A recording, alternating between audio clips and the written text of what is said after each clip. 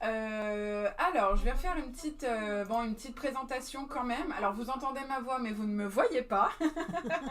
Mais je suis bien là. Donc, moi, c'est Charlotte, les machines à coudre de Patricia. Je vais assister Martine aujourd'hui pour son cours sur les points et les fils spéciaux avec la Gloria. Ouais. Pour vraiment décorer avec les points et les fils spéciaux sur la Gloria. Alors, bon, Martine vous le redira, mais si jamais... oui, alors je vois ne pas oublier d'enregistrer le cours. Oui, c'est fait, ne vous inquiétez pas. Le cours est enregistré. Vous aurez un replay, pas de problème. Donc, en effet, on a changé d'environnement. Enfin, voilà, vous allez mieux voir. Il y a plusieurs plans. Il y aura des plans près de la machine. Donc moi, je suis derrière l'ordinateur pour répondre à vos questions. Et puis, je vais laisser la parole un petit peu à Martine qui va vous expliquer pourquoi elle est là. Voilà, donc Patricia a été adorable de m'accompagner dans mon nouveau projet, puisque pour les dames qui me connaissent, donc je ne travaille plus, donc je ne suis plus chez Babylog, mais donc maintenant j'ai créé ma société donc qui va qui fait des formations donc actuellement pour les Babylog, mais après ça sera développé bien sûr sur d'autres machines. Donc pour l'instant, j'ai fait des formations en vidéo donc sur la Gloria, le Clem, l'Enlighten et le Foria. Voilà.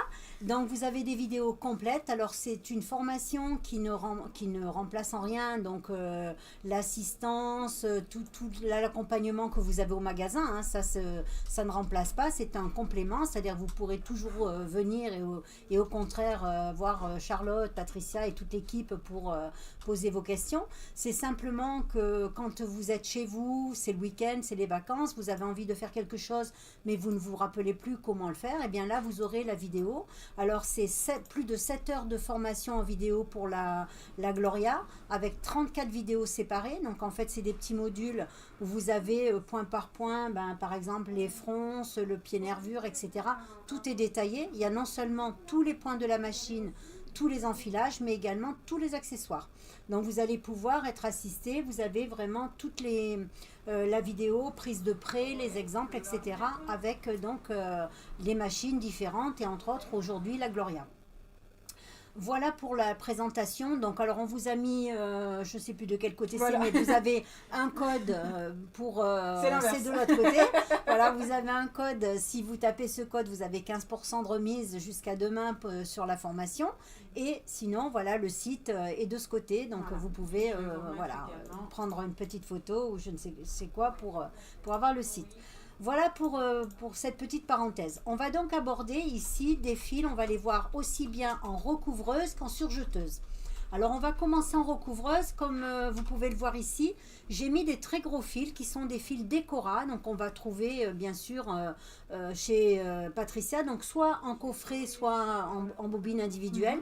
Ce sont des fils de broderie qui sont très très beaux, de calibre 12, qui vont vous permettre d'avoir des coutures, des surpiqûres vraiment très très belles et qui vont changer vraiment l'aspect de votre couture. Alors c'est vrai qu'on pense toujours au fil décor pour faire des points fantaisie, mais tout simplement une surpiqûre ou un ourlet avec des points comme ça change complètement l'aspect de votre vêtement. Alors on va commencer par faire un ourlet tout simplement. Alors j'ai pris ici, donc ça c'est un lycra, donc c'est un tissu élastique. Hein. Alors je fais mes 2 cm d'ourlet. Alors on ne fait pas comme moi, on mesure, comme ça vous avez la bonne distance d'un côté comme de l'autre. Et on va donc faire un ourlet. Alors pour faire un ourlet comme ceci, avec des gros fils, mais surtout donc un tissu extensible, je vais mettre sur 4 la longueur de point. C'est-à-dire la longueur de point est toujours importante en fonction des fils qu'on utilise et du tissu bien entendu. Là je veux quelque chose qui soit un petit peu déco, donc j'allonge mon point au maximum. Mon différentiel est sur le neutre, on n'a pas bougé le différentiel et on a simplement 4 de longueur de point. Donc je fais mon ourlet ici. Alors je vais en profiter aussi pour remontrer en même temps, pour les dames qui n'étaient pas là hier, comment on arrête les fils en recouvreuse. Alors je fais mon ourlet ici. Voilà, j'arrête mes fils ici. Je lève le pied, je donne du mou et je monte mes aiguilles au maximum.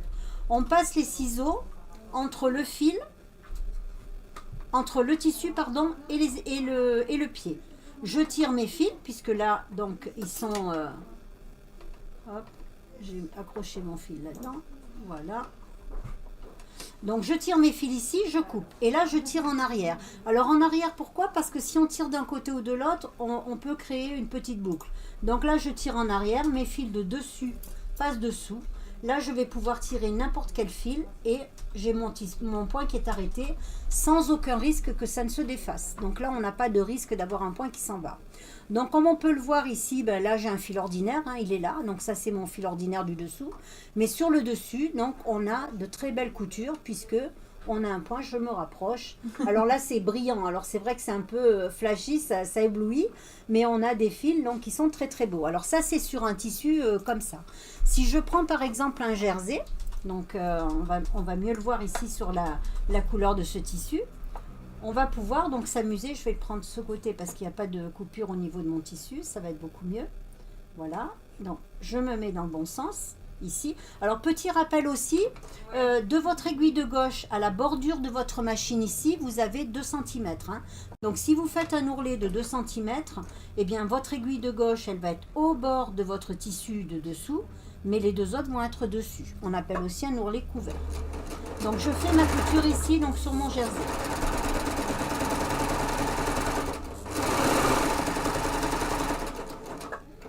Voilà, donc là, toujours pareil, hein, je lève mes aiguilles au maximum. J'ai donné du moins mes fils pour pouvoir tirer mes fils en dessous du pied. Donc, je tire mes fils ici, hop, et je tire en arrière. Donc là, regardez un petit peu la beauté de ces coutures. On a toujours un travail qui est vraiment très très joli. Un ourlet derrière, bien sûr. Alors que ce sont des fils qui sont vraiment pas du tout élastiques, au contraire. Hein, ils sont très gros, mais on a une qualité de couture vraiment... qui est vraiment très très jolie. Alors on peut bien sûr mettre tout de la même couleur, hein. On n'est pas obligé de faire de la fantaisie comme ça, mais on va pouvoir vraiment s'amuser. Je vais maintenant donc enlever une aiguille, parce qu'on travaille avec 3 aiguilles, on va travailler avec 2 ou avec une évidemment aussi. Donc je vais juste remettre mes fils correctement, j'enlève une aiguille. Alors petit rappel aussi, vous savez que quand vous dévissez les vis de votre Gloria, on n'a pas besoin de revisser derrière, hein. Donc là, je vais juste mettre mon aiguille sur 2 petits fils pour ne pas abîmer la pointe. Voilà, on ne pique pas en plein milieu, sinon on abîme les pointes. On est en 2 fils. On veut faire, par exemple, c'est pareil. Donc là, un petit ourlet sur un jersey. Voilà, donc là, je fais 1,5 cm d'ourlet puisque j'ai enlevé mon aiguille de gauche. Alors, il faut savoir qu'on a... on va dire 2 cm de cette aiguille à la bordure, mais on a 3 mm entre chaque aiguille. Donc après, ça vous donne un petit peu la distance qu'on peut avoir quand on fait des coutures. Donc là, voilà, j'arrête toujours de la même façon. Je coupe mon fil et je tire en arrière. Et là, donc, on a fait notre couture. Donc là, cette fois-ci, bien évidemment, en 2 fils. Enfin 3 fils puisque j'ai mes 2 aiguilles plus ma chaînette derrière. Hein. On a la chaînette ici et on a notre couture ici. Donc là, bon, je ne vais pas faire avec une aiguille parce qu'il n'y a pas d'intérêt. Mais par contre, je vais vous montrer donc avec 2 aiguilles ou même 3, je vais en remettre une. On va pouvoir par exemple utiliser le pied passant de ceinture. Donc là, on va travailler un petit peu en recouvreuse et après on ira voir avec la surjeteuse. Je vais d'ailleurs mettre, puisque je suis en 2 aiguilles, je vais mettre la poste de biais. Alors, je mets la poste de biais ici. Donc là, je vais mettre une aiguille sur le biais et une aiguille en dehors. Donc, je positionne ma poste de biais. Alors, il faut savoir que pour la poste de biais, vous avez 2 façons de poser le biais. Soit avec un pied comme celui-ci, c'est sans râtelier, ou avec le râtelier. Alors, la différence des 2 pieds, c'est que sur celui-ci, donc le tissu comme le biais vont arriver comme ça de face, alors qu'avec le râtelier, votre biais va arriver sur la droite et votre tissu va se placer dans ce sens-là, en fait, perpendiculairement au biais.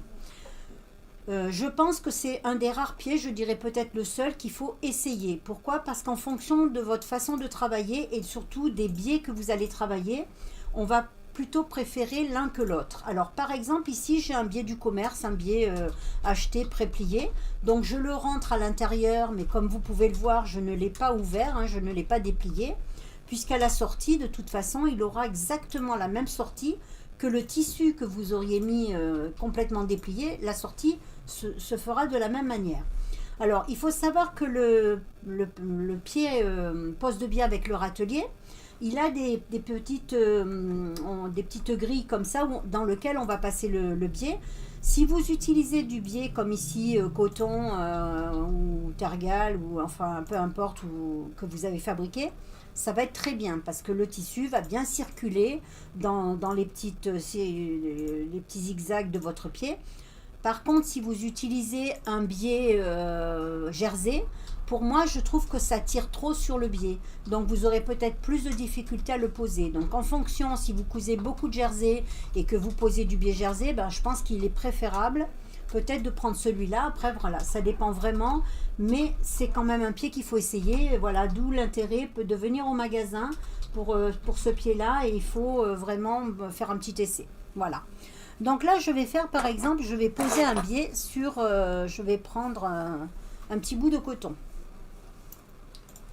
Donc là, je pose mon biais ici. Alors, je le mets, bien sûr, dans l'angle de mon pied. Je descends le pied et je fais ma couture. Alors, évidemment, on ne se préoccupe pas du tout. Alors là, hop, je vais le remettre... Alors, on fait un petit bout d'essai, par contre, avant, sur le biais tout seul, de façon à pouvoir caler... Voilà, caler le pied pour que la couture, l'aiguille soit bien sur le biais au moment où vous allez coudre. Voilà, donc là, une fois que c'est calé, après, vous pouvez y aller. Il n'y a pas de problème, la couture sera régulière d'un bout à l'autre. Voilà, donc là, je coupe ici. Et regardez donc la pose de biais avec des gros fils. Donc ça peut être vraiment... très joli, très décoratif. Alors évidemment, on va sortir les fils au tissu. Hein. C'est pas le cas, c'est pas ce que j'ai fait ici. Mais par contre, voilà. Donc on a une pose de biais avec un petit, on va dire une petite chaînette derrière, un petit point de recouvrement. Et là, on a donc notre biais qui est posé avec de très jolis fils. Je vais enlever celui-là et on va faire de la même chose avec le passant de ceinture. Alors, j'enlève ce pied-là. Alors, toujours pareil, pour pas avoir de chaînette et pouvoir démarrer ma couture directement, eh ben, j'ai pris l'habitude, et c'est bien aussi, de toujours arrêter les fils de la même façon. Comme ça, quand vous allez redémarrer la couture, vous n'avez pas le tissu qui coince parce qu'il y a la chaînette qui gêne. Donc là, je vais mettre la pose le passant de ceinture. Mais pour ça, étant donné que le passant de ceinture, il a une certaine largeur, je vais simplement décaler une aiguille. Alors mon aiguille du milieu, ben, je vais la mettre complètement à gauche. Comme ça, je vais utiliser mon aiguille de gauche et mon aiguille de droite. Mais simplement en déplaçant, je n'ai pas besoin de tout réenfiler, bien entendu. Quand on déplace juste une aiguille, on peut se contenter de déplacer l'aiguille. Alors là, je positionne ici le passant de ceinture. Alors c'est pareil, hein, il faut que le repère de mes 3 aiguilles corresponde bien à la surface où ça va être cousu. Donc là, je mets ma deuxième vis. Alors, je fais un petit essai au début hein, au niveau de l'emplacement de mes aiguilles. Donc là, je vais voir que... Hop. Alors, est-ce que c'est bien? Oui, ça va aller. Voilà, je vérifie. C'est parfait. Donc là, j'ai plus qu'à faire ma couture. Voilà. Donc là, vous voyez, j'ai rien à faire. Je vais le décaler un petit peu quand même. Hop, légèrement. Voilà. Et là, vous voyez, le passant de ceinture se fait tout seul.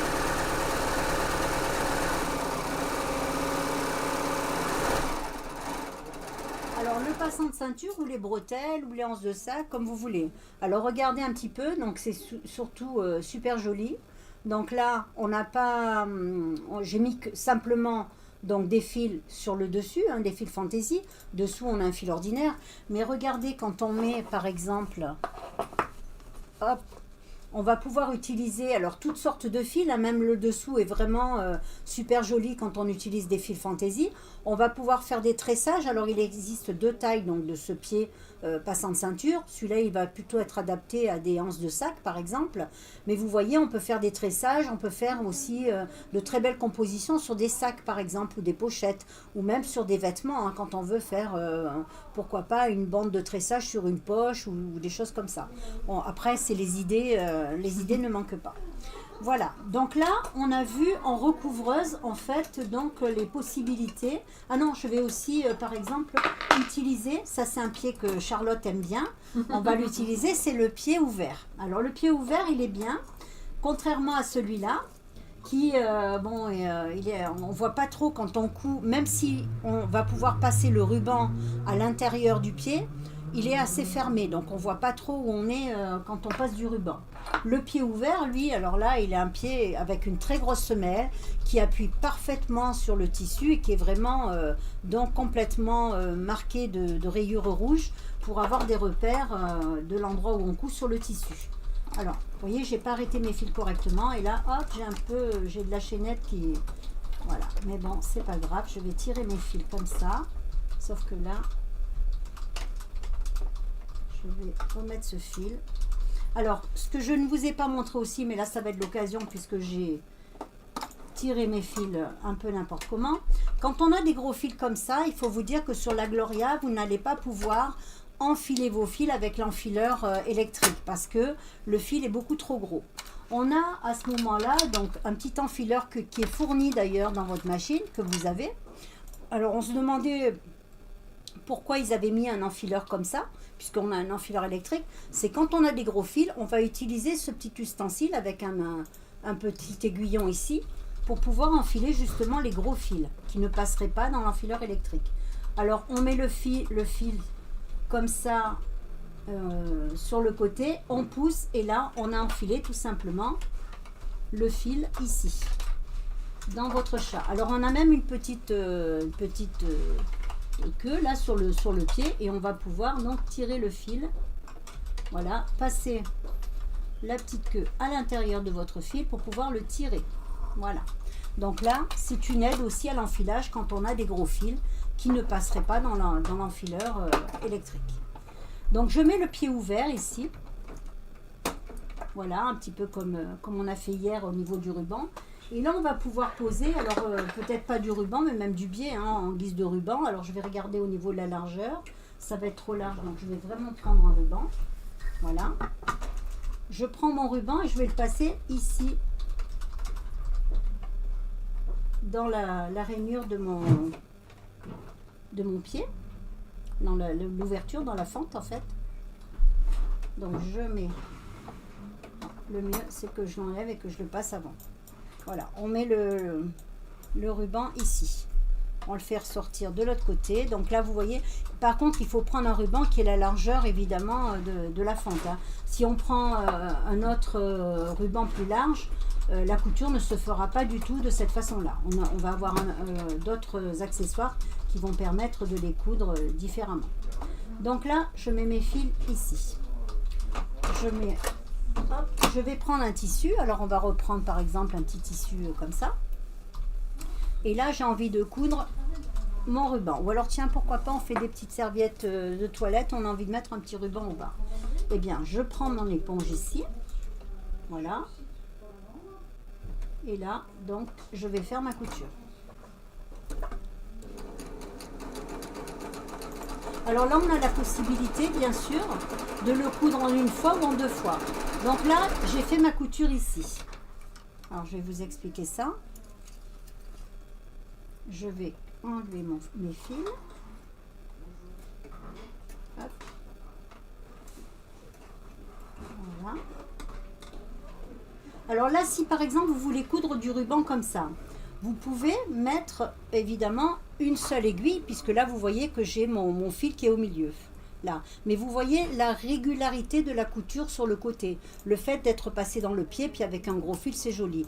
On peut très bien après, donc tourner le tissu et faire la couture de l'autre côté. Alors je vais enlever donc ça, je vais le couper d'ailleurs. Voilà. Et là, rien ne vous empêche, hop, le fil s'est enlevé, de faire la couture de l'autre côté. Donc là on voit bien puisque le pied est ouvert, donc du coup il n'y a pas de problème.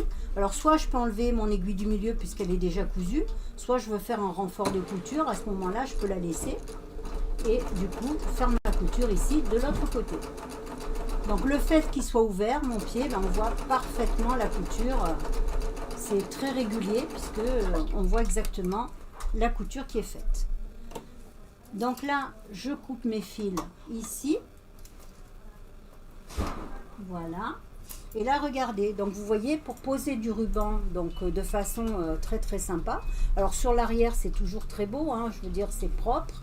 Mais regardez, ça peut être vraiment très sympa. Donc j'ai renforcé, j'ai doublé ma couture du milieu. Le fait d'être passé d'un côté et de l'autre. Mais regardez la régularité ici au bord du ruban. On a vraiment une régularité parfaite au niveau de la pose. Et avec des gros fils, bien sûr, c'est toujours plus joli. Alors ça, c'est du décorat de Madeira. C'est donc le coffret est là. Donc Charlotte va vous envoyer le lien en même temps.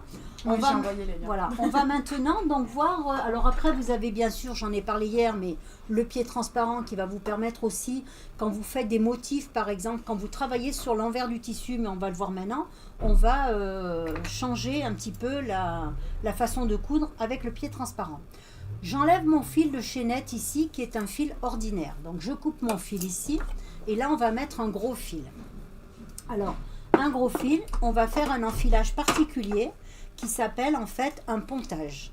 Donc là, je me mets en mode enfilage, je tourne la roue pour connecter mon tuyau. Et là, on va mettre carrément un très gros fil, c'est-à-dire ça, c'est un cotonat, voilà, un cotonat de Madeira. Donc j'enlève ici le petit support, je mets mon fil là, dans le pêcheur. Et là, quand je vais passer mon fil, alors toujours le fil de l'avant vers l'arrière, hein, au niveau de la chaînette. Donc on passe le fil de l'avant vers l'arrière, ici. Je vais effectivement passer derrière cette partie-là, derrière le petit ergot qui est là. Donc je passe derrière, mais je ne vais pas dans le bloc de tension. Je ne passe pas mon fil ici. Je vais le passer là sur le côté. C'est-à-dire que je veux que ma chaînette soit libre. Je n'ai pas envie que mon fil soit tendu parce que déjà il est trop gros. Donc je laisse mon fil en attente. Je vais faire ce qu'on appelle un lasso. Donc je prends un très très grand fil ici. Donc un fil qui est... voilà, que je plie en deux. Donc j'ai ma boucle qui est là. Je garde un doigt dans ma boucle. Vous voyez, j'ai le fil qui est là autour de mon doigt.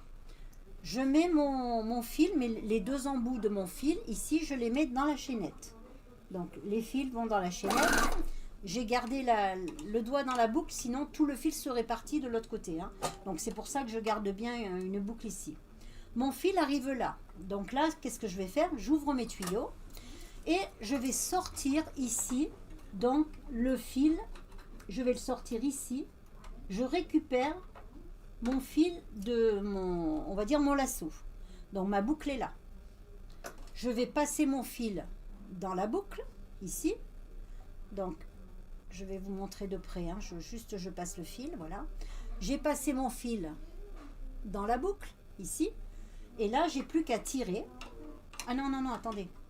Je vous dis une bêtise, j'ai oublié de passer par là. Alors, bien sûr, on ne va pas le mettre ici. On ne va pas le mettre dans la chaînette. On va le mettre à l'extérieur. C'est pour ça qu'on a fait un pontage, puisqu'il ne va pas passer ici à l'intérieur, mais il va passer là. Alors, je le remets dans ma boucle, hein, tout simplement. Je mets le fil dans la boucle. Voilà. Donc là, le fil, il passe là. Il va dans ce petit support métallique. J'ai plus qu'à tirer mon fil ici. Et là, regardez, le fil va ressortir dans le petit tiroir sur la gauche. Donc là, je laisse mon fil à l'intérieur. Alors surtout, on ne le sort pas. On met tout le fil, voilà, comme ça, à l'intérieur, ici. Voilà. Je ferme. Donc là, on a enlevé le mode enfilage. Je suis toujours sur 4 au niveau de la longueur de point. Et là, on va faire ce qu'on appelle du recouvrement décoratif. Alors, je te coupe Martine, j'ai une petite question. Le pontage, parce que c'est vrai que tu es allée assez vite. Ce que tu appelles le pontage, tu le fais systématiquement quand tu utilises un gros fil comme le cotonat. Oui, pourquoi? Parce que si vous le passez dans le tuyau, déjà il aura beaucoup de mal à passer dans ces tuyaux-là, ici. Même mais avec surtout, un lasso? Même avec un lasso, mais surtout il va être trop tiré au niveau de la couture. Ouais. Et en fait, quand on a des gros fils comme ça, on veut quand même donner un certain volume à la chaînette. Si votre fil est trop tendu, si c'est un tissu qui est assez raide, ça va aller, ça va pas de problème. Mais si vous prenez un tissu fin, ça risque de froncer le tissu parce qu'en fait, le fil va être trop tendu. par rapport au tissu, vous allez avoir un déséquilibre en fait. Donc là, les gros fils, en fait, on n'hésite pas, on les passe à l'extérieur, c'est beaucoup plus joli au niveau du rendu. Et là, vous allez le voir, hein, donc je vais faire une couture, par exemple ici. Alors on va prendre, tiens, on va le faire sur du gris, ça va être joli, ou sur du lin, tiens, sur du lin. On va faire une couture ici, par exemple, sur du lin. Alors, je vais juste sortir mes fils pour ne pas les coincer là, voilà. Donc là, je fais ma couture. Alors, on peut, si on veut aussi, vous savez que vous avez un bouton sur le côté pour la pression du pied. N'hésitez pas à enlever de la pression. C'est-à-dire que moins votre pied va appuyer sur les griffes, plus vous allez pouvoir tourner. Hein. Donc ça, c'est... J'ai envie de dire quelque chose et ça avait coupé. Non, mais Oui, ça oui, y est, c'est revenu. C'est bon. Donc là, je fais mon recouvrement décoratif. Alors vous voyez, on a, voilà, on peut bouger le tissu vraiment sans problème, hein, puisque là, on a allégé le pied. En plus, on a des gros fils, donc on peut vraiment aller dans tous les sens. La machine est vraiment très souple. Hein. Donc là, je coupe mon fil ici. Alors évidemment, là déjà, c'est super joli déjà de ce côté, hein, puisqu'on a des gros fils. Donc j'ai gardé mes gros fils dans les aiguilles. Mais là, regardez, alors attendez, j'ai laissé mon fil, là, je vais le couper parce que j'ai laissé le grand fil au niveau de ma chaînette. Je vais juste enlever ces fils-là que j'aurais dû couper. Voilà. Ah, zut. Je coupe hein, mes fils parce que là, j'ai laissé mon fil. Et là, regardez, au niveau de la chaînette, donc on a un très beau travail. Alors là, j'ai 2 aiguilles larges. Donc si on veut par exemple faire de la chaînette simplement un fil, ben, on va enlever l'aiguille, c'est ce qu'on va faire d'ailleurs maintenant. Mais là quand on a des très gros fils, on n'a pas l'utilité de mettre 3 aiguilles. On va en mettre que 2. Soit on va les mettre donc C1, C2 ou C2, C3 ou alors C1, C3. On va dire que l'aiguille du milieu n'apporterait rien sinon que de resserrer trop le travail. Donc quand vous utilisez des gros fils, mettez que 2 aiguilles simplement, donc que ce soit en large ou en étroit. Donc là, vous voyez, c'est une couture large. On va maintenant enlever une aiguille. On va faire un travail en couture étroite. Alors, je vais juste prendre... Qu'est-ce que j'ai fait du tournevis? Il est là. Donc là, j'enlève une aiguille. Donc, j'enlève mon aiguille de gauche. Voilà. Donc, je la mets là. Alors, le mieux, c'est toujours pas faire comme moi. Mettez le tournevis dans la boîte. Ça évitera de le chercher quand vous cousez. Voilà, c'est toujours mieux. Donc là, j'ai mes fils ici. Donc j'ai mes 2 fils, ma chaînette et mon fil d'aiguille. Je vais me mettre donc ici de ce côté. Je vais faire une chaînette décorative. Alors quand vous voulez faire par exemple un motif. Alors par exemple sur le petit blouson qui est là, je vous l'ai montré aussi hier. J'ai fait des motifs par exemple. J'ai tracé ici mes dessins sur l'envers. Et puisque le travail se fait sur l'envers. Alors il y a plusieurs méthodes. Soit vous allez prendre un crayon. Par exemple comme ceci ou peu importe, hein, vous faites votre tracé. Alors on va tracer des courbes ou des ronds ou ce que vous voulez, vous faites un tracé et vous allez suivre votre tracé et vous avez la chaînette qui va se faire à l'arrière. Ou alors vous avez du papier carbone comme j'utilise quand les dessins sont plus complexes, c'est mieux d'utiliser du carbone avec tout simplement la roulette à patron. C'est-à-dire que vous allez faire vos motifs donc en pointillé sur votre tissu et après vous n'avez plus qu'à suivre le dessin que vous avez fait. Alors là par exemple, donc si on fait un tracé, on va faire un petit tracé, voilà, moi je vais essayer de faire un tracé, voilà, j'ai envie de faire ça. Je suis mon tracé ici, donc là j'ai fait un... Alors avec le pied ouvert, l'avantage aussi c'est que vous allez mettre votre aiguille et qu'on voit parfaitement la ligne que vous avez tracée. Alors le pied ouvert ou le pied transparent bien sûr, puisque le pied transparent sera aussi très, très efficace dans ce cas-là. Alors il faut vous dire aussi que quand on a des tissus qui sont fins, comme ici c'est un lin mais il n'est pas très épais, le pied ouvert il est vraiment bien parce qu'il va appuyer sur plus de longueur au niveau des griffes. Vous voyez, il est vraiment plus long et plus large, il va bien appuyer. Celui-ci, il va s'adresser plutôt quand vous allez coudre des matières épaisses. Si vous voulez par exemple faire du point de recouvrement sur des tissus un petit peu épais avec des gros fils, préférez le pied transparent qui lui va vous permettre de bouger beaucoup plus facilement, en allégeant bien sûr la pression du pied. Donc là, je fais mon recouvrement, ma chaînette décorative.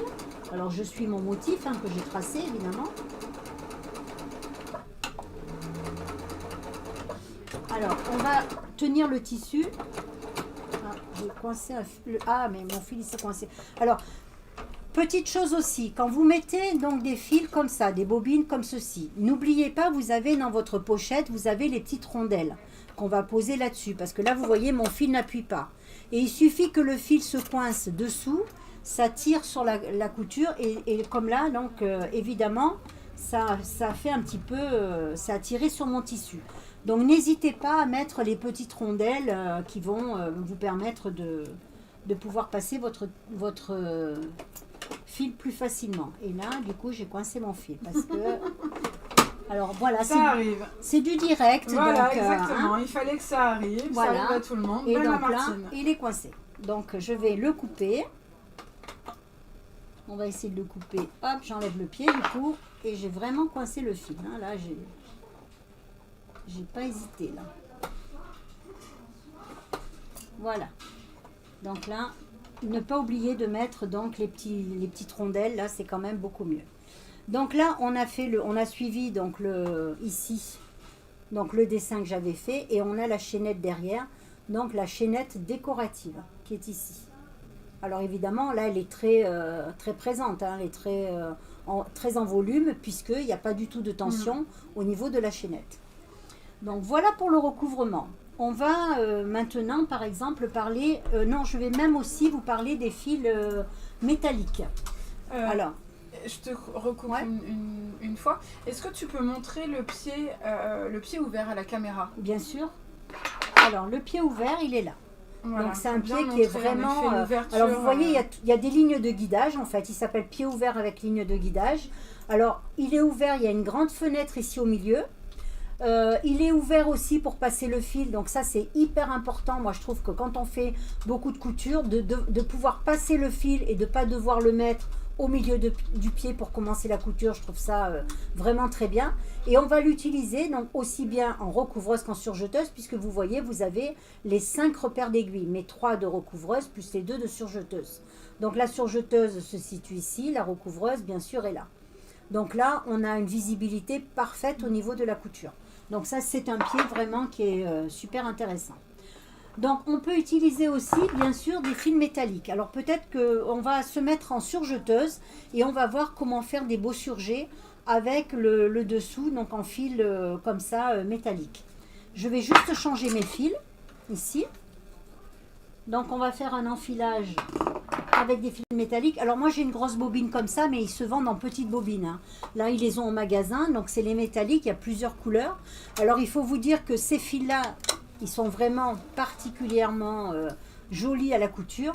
Alors là, je suis désolée, je me suis trompée. On va dire que quand on met un joli fil comme ça, on va le mettre dans le boucleur supérieur. Pourquoi? Parce que c'est celui qui se voit. Donc je vais le mettre ici. Voilà, je mets le joli fil métallique dans mon boucleur supérieur. Dessous, je vais mettre, pourquoi pas, je vais mettre un fil, on va mettre un petit fil mousse par exemple. Ou alors, tiens, qu'est-ce que je vais mettre? Je vais mettre un fil, on va mettre un fil comme ceci. Ça, c'est un fil mousse avec du lurex. Alors ça, c'est un fil mousse de chez Babylock, en fait. Voilà, je vais juste défaire parce qu'il y avait un nœud dans ma bobine. Voilà. Alors, on n'oublie pas d'entendre bien le clac quand on pose les fils au niveau des boucleurs, hein, puisque quand on le pose ici, il faut bien qu'on entende le clac à ce niveau-là. Donc là, on va mesurer la longueur du fil. On se met en mode enfilage. Alors, avant de se mettre en mode enfilage, il y a une petite chose à savoir. On va se mettre, bien sûr, on remet le boucleur en fonction. On va débloquer le couteau. Mais surtout, on attend que le boucleur remonte avant de connecter les tuyaux. Pourquoi? Parce que en fonction de l'avancement de votre roue, si on n'a pas fait cette manipulation, il se peut que vos tuyaux ici ne passent pas, ne se connectent pas au bon endroit. C'est-à-dire que là, je monte mon boucleur, vous voyez, il remonte, pas de problème. Quand je vais me mettre en mode enfilage, cette partie-là, cette partie métallique là où il y a deux orifices, mes tuyaux vont passer à travers, ça va se positionner au bon endroit. Donc là, pas de problème. Clac, c'est connecté. Donc si mon boucleur reste en bas, cette partie-là ne va pas remonter. Donc on ne peut pas se mettre en enfilage tout de suite.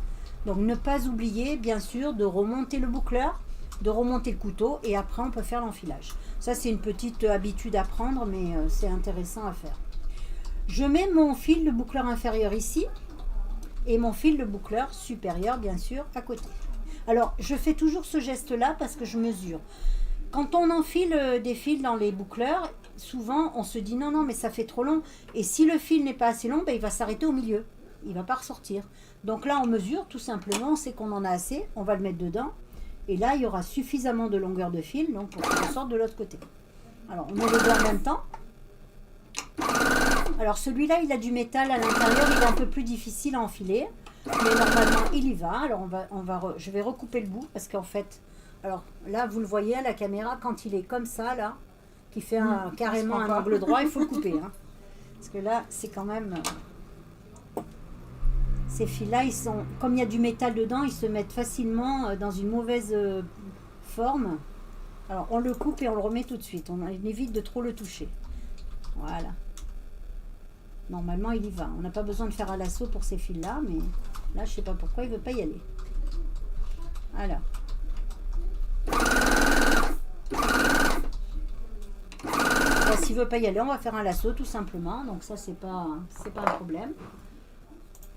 Alors les fils mousse, les petits, ils vont très bien, mais celui-là, le fait qu'il y ait du métal à l'intérieur, c'est quelquefois, c'est un peu plus difficile, mais c'est pas grave. On fait un lasso, comme on a fait tout à l'heure, donc une boucle avec les deux fils ici. On prend les deux embouts d'une main, voilà. Donc là, je mets mes deux fils. Je fais une boucle, enfin il y a la boucle en bas, je passe mon fil à l'intérieur et je mets ce fil ici. Donc ça, c'est une façon d'enfiler n'importe quel fil qui ne passerait pas dans votre fil. Donc là, voilà, ils sont là. Donc là, il n'y a pas de problème. Je vais pouvoir donc passer mon fil de cette manière-là. Donc là, on a toujours une solution pour passer les fils, même quand on utilise des fils qui sont des fois un petit peu compliqués de par leur texture, leur consistance. Donc là, j'ai mis mes deux boucleurs. Je vais donc faire l'enfilage de mes aiguilles. Alors, petite astuce pour les dames qui étaient là hier, j'en ai parlé pour les dames et les messieurs d'ailleurs qui étaient là hier. On va enfiler donc on va positionner les deux aiguilles en même temps. Pourquoi? Parce que c'est beaucoup plus facile. Si vous prenez l'habitude de mettre le plat de vos aiguilles à l'arrière, vous les mettez côte à côte comme ça. On les descend dans leur emplacement et on les remonte les deux en même temps. C'est beaucoup plus facile. Donc là, je les cale avec mon doigt sur l'arrière et dès que je serre, je sens que mes aiguilles se redressent. J'arrête de serrer. Il ne faut pas trop serrer les aiguilles pour ne pas abîmer le pas de vis, bien sûr. Donc là, on va donc mettre au niveau des aiguilles, on va mettre du fil ordinaire pour la simple et bonne raison que le fil ordinaire, le fil ne va pas se voir en fait. Ce qui va être joli dans avec votre surjeteuse, ce sont vos boucleurs. Je descends l'enfileur, je me mets côté surjeteuse, bien sûr. Je coupe le fil et là on n'essaye pas de viser le chat, on laisse juste pendouiller le fil devant le chat et la machine donc aspire entièrement. Je prends mon fil d'aiguille de gauche ici, voilà, on va mettre le fil derrière, je coupe le fil et là hop, je mets mon fil, voilà, donc les fils sont en place. On n'oublie pas de remettre derrière la petite barre qui est là, ça c'est important de mettre les fils à leur place. Et là on va utiliser, pourquoi pas, qu'est-ce qu'on va prendre? On va mettre, tiens, le pied transparent. Alors je mets le pied transparent, pourquoi? Parce que quand on veut coudre sur le côté et qu'on veut faire des bordures, on va beaucoup mieux voir à l'endroit où on est. Donc je déconnecte mes tuyaux. Alors là par contre je vais me mettre sur, on va se mettre sur 3,5 en longueur de pointe, moyen en largeur et on est sur A égale assemblage 4 fils bien sûr. Hein, puisque là on a, et bien sûr on met le protège-couteau. Donc je mets le protège-couteau ici. Voilà, je ferme. Et là on va pouvoir faire des bordures.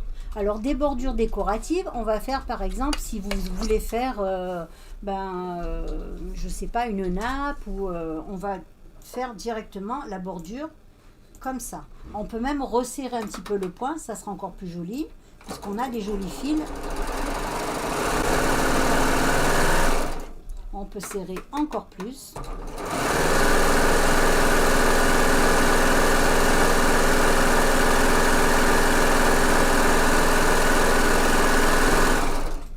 Voilà comment avoir de très belles bordures. Alors là, c'est du 4 fils. Hein. On a quelque chose de très joli, très festif, puisqu'on a des fils brillants et c'est surtout très très joli. Mais on va pouvoir aussi se servir de cette finition-là, par exemple. Alors là, j'étais en 4 fils.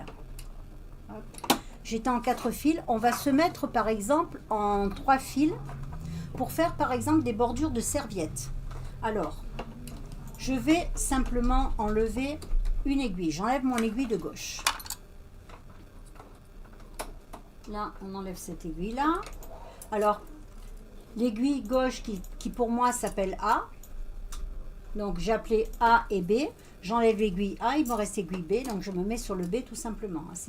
C'est aussi simple que ça avec une Gloria ou avec une Babylock. Hein. Sur toutes les surjeteuses, c'est la même chose. Donc là, je ferme. Je reste sur la même longueur de points. C'est-à-dire que là, je suis sur 1 plus 2 crans. Donc là, je fais ma finition. Alors, je vais vous montrer après. J'ai pas mis de support pour coudre ma bordure. Quand on va coudre de l'éponge, on n'oublie pas donc de mettre ce qu'on appelle alors soit de l'avalon, soit du thermofusible, hein, c'est au choix. Non, pardon, c'est que je viens juste à l'instant de dire à une cliente que oui, on pouvait le faire sur de l'éponge, mais qu'il fallait un stabilisateur. Ben voilà. On est raccord.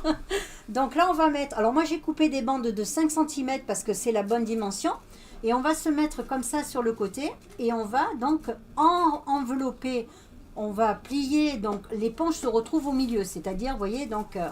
je ne sais pas si on voit bien la caméra, mon éponge est au milieu, j'ai plié en deux ma bande de 5 cm. Et là, vous allez voir la différence entre les sans avec et sans, c'est vraiment, on va dire que c'est indispensable de mettre ce support-là. Hein. Voilà. Donc là, je fais ma finition. On peut même resserrer un petit peu le point. Alors voilà donc la couture sans le stabilisateur.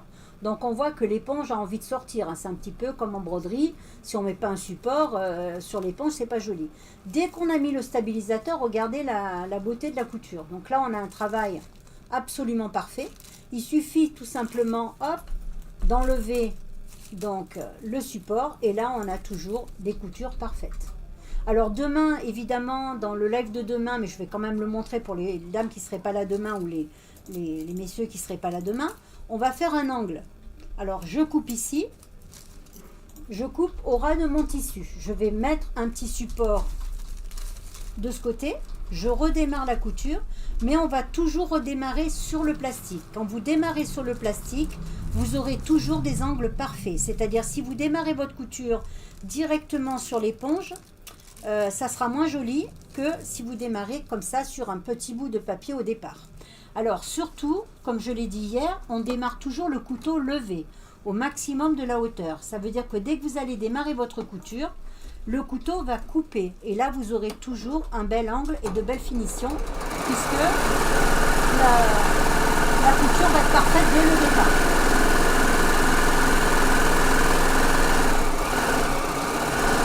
Donc là, vous voyez mon angle. Alors, il suffit bien sûr d'enlever le papier. Hein, là, c'est très simple. Regardez la qualité de l'angle. Donc là, j'ai un angle absolument parfait. Je tire sur mon fil. Je vais sortir. Là, le plastique, on le voit ici. Alors, comme j'ai un petit bout de plastique dans mon angle, qui risque de me gêner en fait au moment où je vais rentrer mes fils, je vais simplement l'enlever. Hein. Je tire sur mon petit bout de plastique et je le sors. Je vais prendre le remailleur. Alors, le remailleur est là. Donc ça, c'est l'outil indispensable pour rentrer vos fils dans les angles. Et vous allez les rentrer du côté opposé de là où ils arrivent. C'est-à-dire que là, mon fil arrive de là. Je vais le rentrer ici. Donc là, il est trop long, je le recoupe. On ne garde pas toute cette longueur. Et petite aussi, j'ai eu beaucoup ces questions-là. Je rentre le remailleur ouvert, ici. Mais quand je vais crocheter mon fil, je ne vais pas le crocheter ici, là, au départ. Je vais aller le plus loin possible au niveau du fil. Vous voyez, ça fait une boucle. Et je prends mon fil vraiment dans le bout le plus extrême pour pouvoir le tirer et le rentrer. Parce que si vous prenez votre fil très près du bord de votre angle, vous n'arriverez jamais à le rentrer. Donc là, on tire un petit peu dessus. Et là, regardez la qualité de l'angle. Là, je suis sur l'envers, hein, donc là, on est sur l'envers. Mais regardez sur l'endroit, on a un angle parfait. Donc là, les gros fils sont vraiment indispensables quand on fait ce genre de choses. C'est-à-dire qu'on ne peut pas faire sur des matières comme ça du fil ordinaire. Ça ne serait pas joli. Et comme je dis toujours, il faut absolument adapter le fil à ce que l'on veut faire. Alors bien sûr, on va aussi pouvoir utiliser plusieurs fils à la fois. C'est-à-dire que là, si on veut mélanger, par exemple, vous voyez, j'ai un fil métallique ici. Mais pourquoi pas, j'ai envie de mettre aussi un fil comme ça. Alors celui-là, c'est du glamour. Donc je pose ma bobine de fil à côté. Je la pose juste à côté, je passe mon fil en même temps. C'est-à-dire que là, j'ai mes 2 fils. Vous voyez, ici, au niveau du boucleur. J'ai mis 2 fils en même temps. Alors là, par contre, il faut que je le coupe parce que je vais devoir les enfiler en même temps. Je ne peux pas rajouter comme ça un fil, c'est pas possible. Donc là, je fais sortir le fil métallique de mon tuyau et je vais refaire un enfilage, mais en passant les 2 en même temps cette fois. Alors je mesure, je me mets en mode enfilage. Je vais prendre mon petit lasso que j'ai posé ici. Voilà, il est là.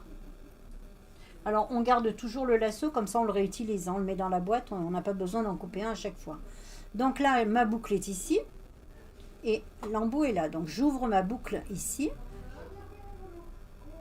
Alors j'ouvre ma boucle. Voilà. Alors, elle est là, ma boucle. Ici. Je passe mes 2 fils dedans. Alors, hop. Je passe les 2 fils à l'intérieur, puisque là, je veux les enfiler tous les 2 en même temps. Mais je tiens pas le fil, hein, je le laisse poser. J'ai pas besoin de tenir. Je vais juste mettre les 2 embouts bien bord à bord, ici, ensemble. Je les mets ici à l'intérieur.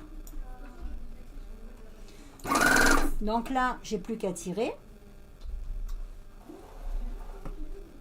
Et là, donc j'ai mes 2 fils en même temps. Donc je coupe tout ça ici et je ferme. J'ai envie de faire une petite bordure jolie mais avec un peu de volume. Je vais sur le C par exemple et j'ai envie, alors toujours je vais reprendre, tiens, la même éponge, comme ça vous allez voir un peu sur de l'éponge, c'est toujours très joli, il y a plein de finitions à faire hein, à ce niveau-là. Alors toujours avec le support plastique par contre, on ne peut pas coudre sans un support sur de l'éponge. Le point, même avec un gros fil, ça ne serait pas joli, il faut vraiment utiliser